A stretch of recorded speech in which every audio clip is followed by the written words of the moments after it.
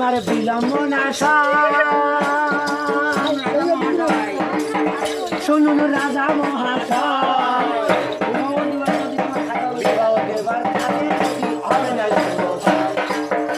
আমার রাজা বলে এত ভাগ্য আমার তবু হবে না